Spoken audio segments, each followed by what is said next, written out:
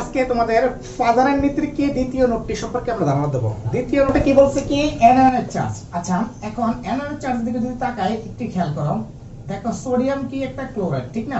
Sodium ক্লোরাইডকে যদি আমরা ভাঙি, সোডিয়াম কি প্লাস আর কি ক্লোরিন মাইনাস, ঠিক না?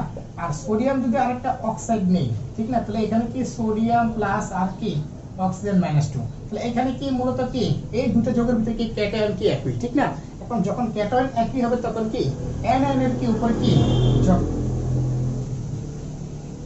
যখন ক্যাটায়ন কি একই হবে তখন অ্যানায়নের কি উপরে নির্ভর করবে তার পোলারিটিটা।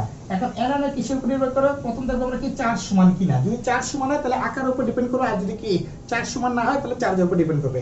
এখন দেখো এই ক্লোরাইডের তুলনায় কি অক্সাইড আয়নের কি চার্জ সংখ্যা কি বেশি, যেটা কি অক্সিজেনের কি চার্জ সংখ্যা বেশি, তার মানে কি এই অক্সিজেনের কি পোলারিটিটা কি হয় বেশি হয়। তার মানে বুঝতেছি যে সকল কি যোগের কি মানে যে সকল যোগের কি n এর চার্জ যত বেশি হয় তার পোলারিটি তত বেশি হয়, এবং কি পোলারিটি যত বেশি হয় তার সমযোজী বৈশিষ্ট্য তত কি হয় বৃদ্ধি পায়, এবং কি আয়নিক বৈশিষ্ট্য তত কি হ্রাস পায়। বুঝতে পারছি?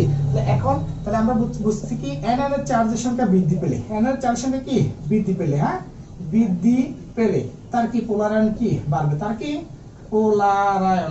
পোলারায়ন কি বৃদ্ধি পাবে। আচ্ছা তাহলে পোলারায়ন বৃদ্ধি পেলে তার কি সমযোজী বৈশিষ্ট্য কি পাবে, সমযোজী বৈশিষ্ট্য কি পাবে বৃদ্ধি পাবে।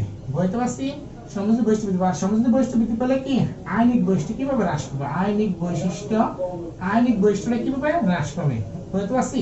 এই হচ্ছে কি তার কি অ্যানায়নের চার্জের উপর কি তার পোলারায়নের কি নিয়মটা। ঠিক আছে, আশা করি বুঝতে পারছি ক্লাসটা। আল্লাহ হাফেজ।